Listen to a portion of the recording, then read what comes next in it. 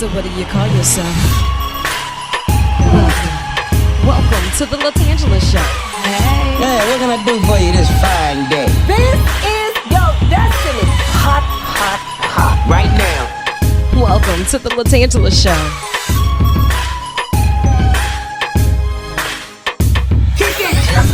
Come on in and enjoy yourself. Right now. We gon' party like no one else. Welcome to the LaTangela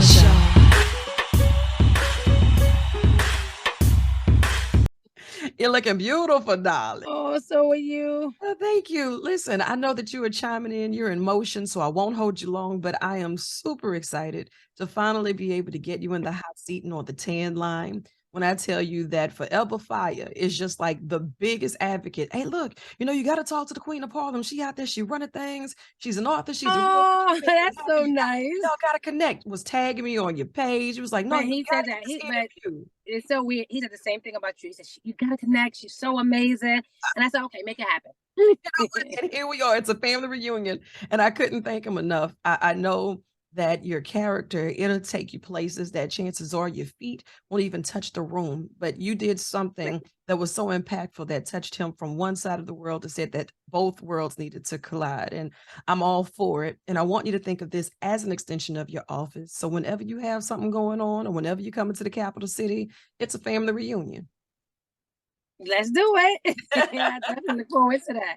And I love your food, so I will definitely be back. Okay, listen, don't stay too the best long. food by far. You start inhaling the food, it's like, okay, the addiction is real from the beignets. No. The food was amazing. I ate so much it didn't make any sense. Right. That's typically Louisiana. So yeah. As the Queen of Harlem, you wear many hats. You're on skates basically as an author, as a realtor. You're not just buying the block, you're encouraging others to buy the block and run it. Tell us a little bit about your journey. How was it that you knew that you wanted to make this a career path versus just a passion? Growing up with nothing. My father was murdered and my mother was on drugs. Wow. So I lived the way that I lived, I never wanted that for my kids. So from 11, I started creating incomes. Yeah. That's tough. We look at the kids now and we see that they go through issues, but we never really understand the totality of it. It's bigger than just saying that they're going through issues or they're acting out. They don't know how to express themselves. And now as a grown woman with children, you can say that looking back at it, at an 11-year-old version of yourself, I knew I needed to buckle down and start coming up with solutions, but that's a lot. We really just want Barbie dolls at 11 and some Play-Doh and to go outside and play in the park. And that's the thing. I never had a childhood, so I didn't want to put my kids in that predicament. Right. And at the age of 11, you understood that adulthood was now facing you. Throughout your years, you've had many obstacles and you had to overcome that. What are some of the ways that you found to keep yourself inspired? Because it's got to be tough. Basically, and that's what I have. I have a new book coming out. It's pretty much controlling your emotions, or if you don't control your emotions will control you. Absolutely. So now I'm getting to the point where I'm learning how to, everybody have a situation. Everybody has a story. So what makes mine so special? You understand? So it's like, I go through life knowing that somebody's doing even worse or even more. So I don't make it about me. Right. And I trust God. Absolutely. So that's the biggest thing. I completely trust God. So I was like, every day I'm like, you know what, God, you wouldn't put more on me than I can handle. I got this. Yeah. And those are the toughest times because you're like, wait, am I really this strong? Say, man, look, I know you say I'm your chosen, I'm your favorite, but hold on. Now these licks are starting to come fast and they're swinging. And then God says, if it's all you, you don't need me. Yeah. So you have to go through things just to see that you need God. Yeah. Versus everything is not yourself. And see, and that's one of those things. It's like we get to this mama, I made it moment and we forget that we're still going through obstacles and we still have to overcome it. And we can't get too comfortable or too lax or forget that other people are going through things too. And we lack respect for situations that have made us, that have made us stronger than we ever wanted to be. And sometimes we don't empathize with those, sympathize enough with others that they're going through issues and they very well may not know how to handle that. Their emotions are getting the best of them. So, I need to be the first in line with that book, Control Your Emotions or Your Emotions Gonna Control You, because honey. Yeah. And it's a workbook. Yeah. So, so like pretty much like a daily planner. So you can just go through things, and then it helps you identify the things that you're doing wrong. So so you can do things better. Yeah, and that's important. Accountability as well. Sometimes we don't have those people in our circle that will challenge us to do better. They pacify us because they love us. Oh, that's just how she is. Oh, she just having one of them Yeah. days. Or she gonna flash out if you tell her different. You know how Michelle acts. Shell, don't take Yeah. that. So Yeah. And I get that a lot. But the thing about that is, what I've learned is you can't get advice from people who's never been where you're trying to go. that's good. So when I'm trying, I don't expect people to understand my journey, or I expect people to understand what I'm going through, because they never been through it. Yeah. And you can't tell me how to get there, because this is not your vision. Yeah. So I've learned that a lot, because, when I opened a salon. That was maybe 12 years ago. Mm-hmm. And my closest friends, I don't know how to do hair. So my closest friends like, it's going to close in a year. It's going to close. It's going to close. It's going to close. But it's what, 12 years later, and I still have that same salon as well. Congratulations. So thank you. So you can't go on what other people say or what they have for you, because and they wouldn't understand, because it's not their vision. Yeah. And God's not going to give you a vision and not grant you the provisions. And if we sit there and we listen to these naysayers, we'll never even get started. We'll sit there, we'll start Exactly. doubting ourselves. We already deal with that before we even give our ideas to anybody else. So by the time we really put it out in the atmosphere and people, they don't try to pour into you. And eventually we start pouring from an empty cup because we're doing our best to enhance everybody else's situation, or we're trying to hold our own situation together. And with all the community outreach that you're doing right now, it's just something that we have to say thank you for. We can't appreciate it enough, Aww. because you can easily say that now you're in this area of comfort, but it takes compassion for people to leave their realm of comfort to go help someone else that needs the help, without preaching at them, without saying that I don't understand where you've been, or how come you can't fix it yourself. You have to have that compassionate tone and approach. But I had someone who helped me. I definitely, and so I have to pay it forward. Like, it's inevitable for me not to pay it forward. Mhm. At 15, you couldn't get your own apartment, because you're not of age. You had to be at least 18. And I got my first apartment. I was 15, and it was because of a woman named Patsy. Wow. And she gave me a babysitting job where I was able to afford to pay for the apartment, because I was like literally on my own. Yeah. And so paying it forward is just like, it's something that I have to do. Like, it's mandatory for me to do. I wouldn't even feel comfortable without doing it, because it was done for me. Yeah. You ink a lot of things as an author, but as a realtor, what are some of the things that really just make you pay it forward, even when you're doing these seminars, or when you're working with those families that you identify and say they may need a little extra help, or to make them see that maybe investment properties is the help for them to say, I want to do something different for my family? How has that impacted your journey with that? Well, I worked in a shelter for 10 years.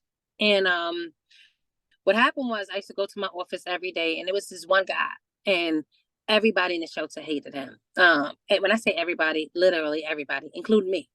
And Transparent moment.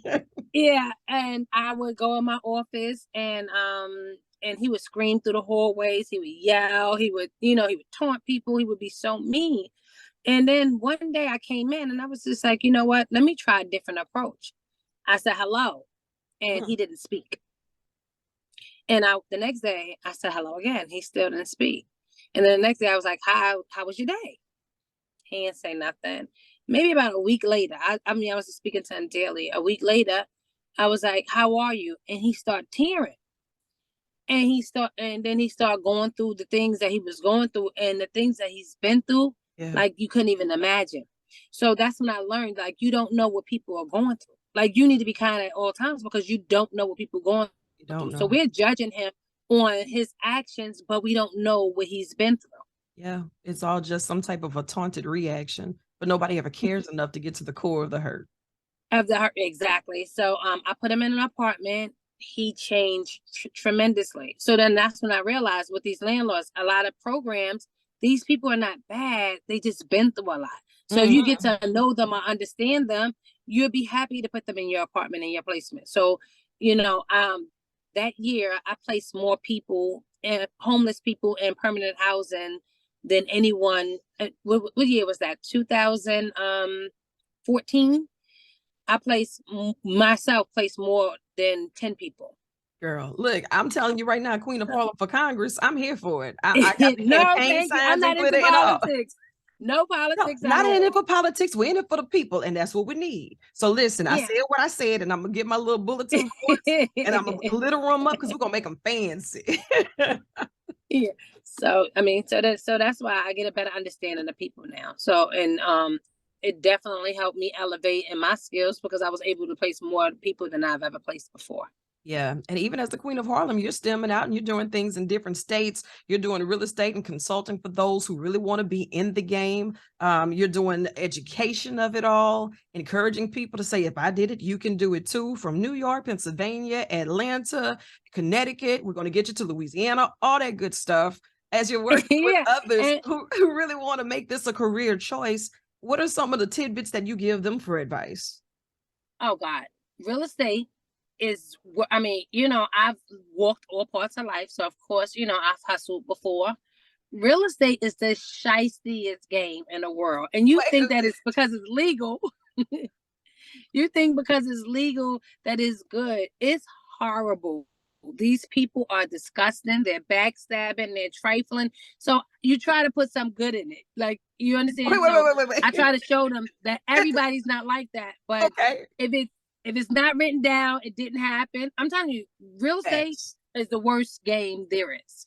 So you got to be on top of your game. If your paperwork ain't right, 150%. if it's not in writing, it's a rumor. If it's not in writing, it's a rumor. You couldn't have said it better. They will backstab you. They will take your checks. So many people get burnt in real estate to where they don't see the good in it. So they hear all the good, but when it's time to visualize it, they don't see it because people are so shysty and trifling. But you know what? You never have people doing those consultations, especially with the new realtors or those who are experienced in it, but they're starting to feel a little burned out too. Nobody ever want to be transparent enough to say, you know what? It's not all the glitz and the glam. I got into this game because I really wanted to help people buy their American dream and get in their piece of happiness and build their lives out for them and their family. But no one ever asked, well, are you okay? Because I'm seeing that the market has changed. It's not as easy to get these houses sold. It's not as easy to get the material to get them built on time. People's credit isn't what it needs to be. So you have to work with the clients who have a greater level of expectation, but they have a little bit more work to do, but they don't really want to wait that time. But that's really the easy live part. in this instant gratification world. It's just like so much. But that's not even a bad part.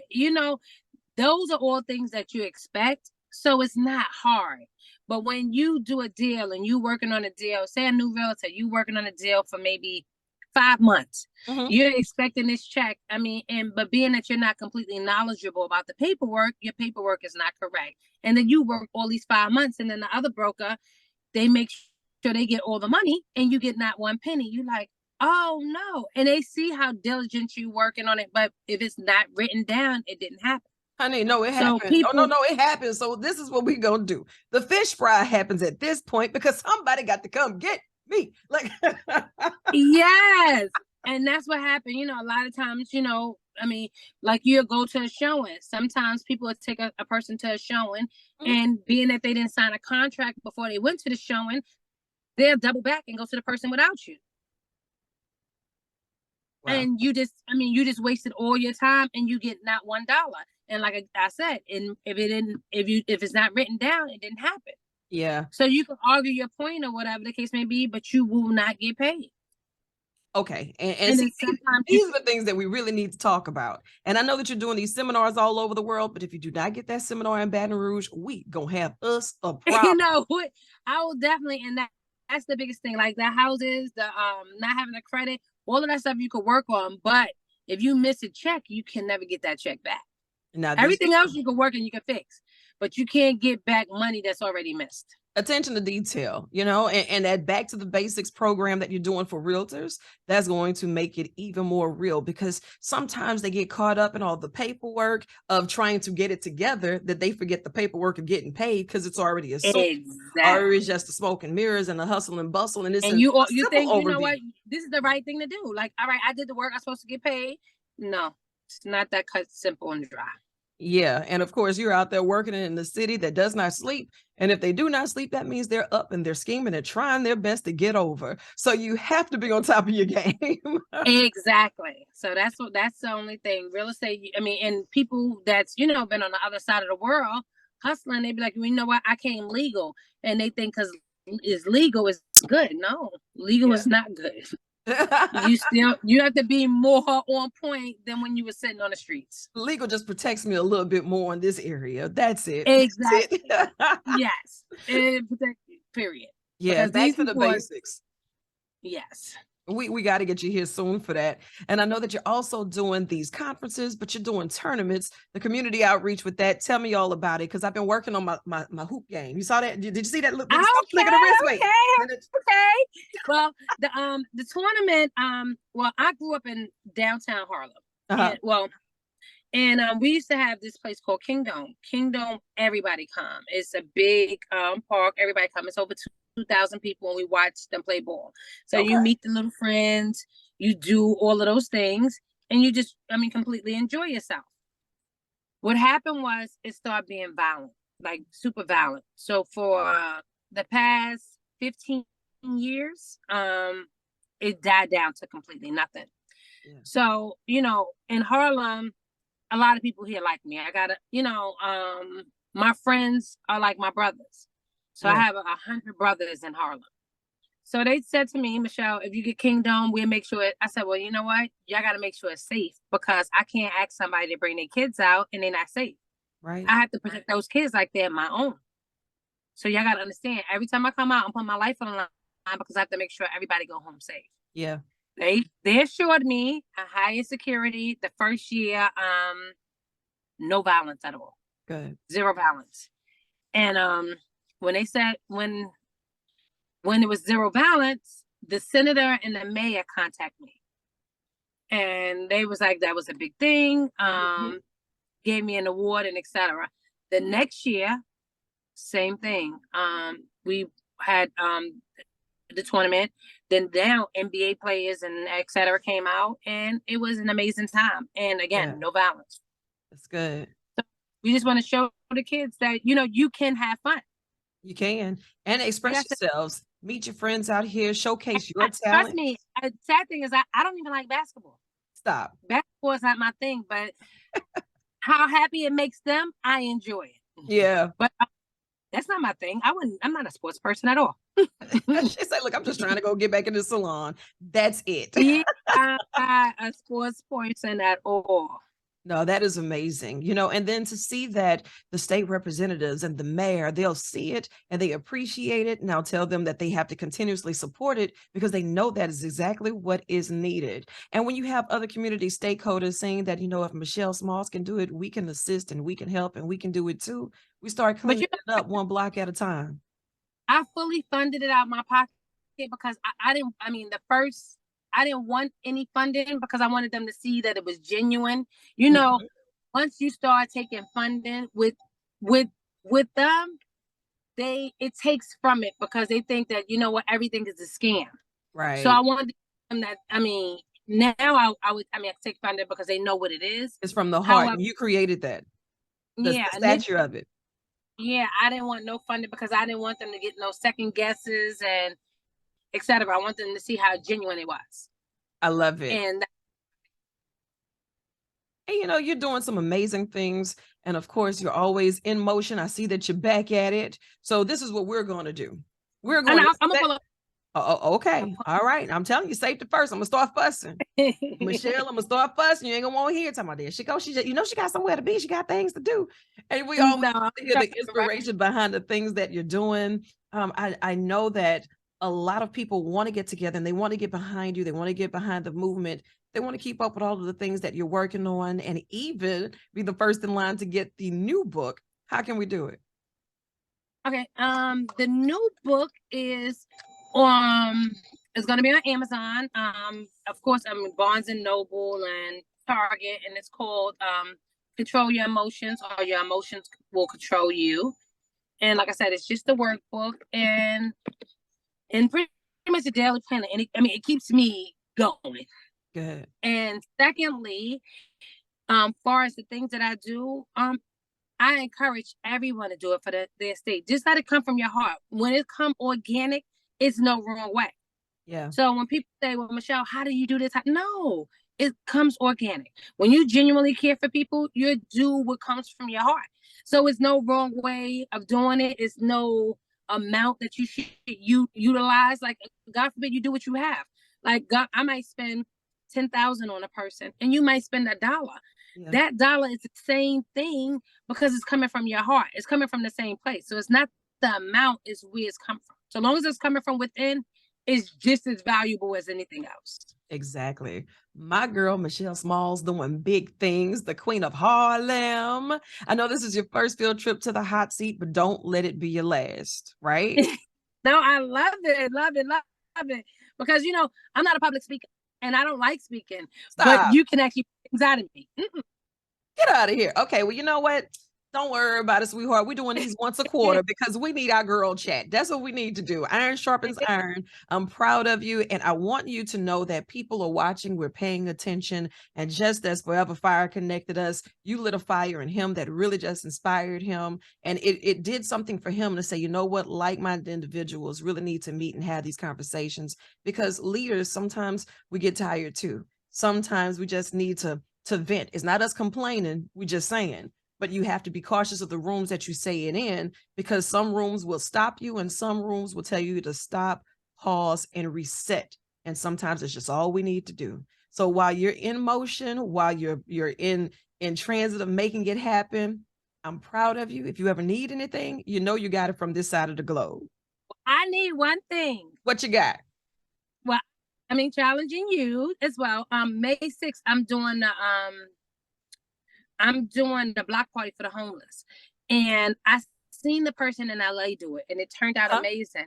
And I want you to start working together and do one in New Orleans as well. Done deal. Done deal. You know what? I'll do you one better. We'll do one for New Orleans and Baton Rouge. Okay. So today you and I will chat. We'll see what that looks like, and we'll make it happen. We'll bump ideas so that way we can say if we have X amount of this we need, if we want to have some of the targeted items, we want to challenge the community to come out and do it. Let's make it happen. Say less. Like, say less. Let's do it. Okay. That was amazing. Awesome. And that's my only. And I'm saying that we could do that completely around the world. That will be tremendously amazing. One block at a time. Not only is she selling real estate, she healing the hearts of the block. I love it. I love it. I love it. If you take care of the less fortunate, they'll take care of you. Yeah. Less crimes in the street. Less, they won't keep the streets dirty. All the things you complain about, if you help them out, you ain't even got to do those. You don't even have to do the work. And then we have to understand too, nobody ever goes to 4th grade and when they ask what do you want to be when you grow up, they yell homeless. That's not the thought process.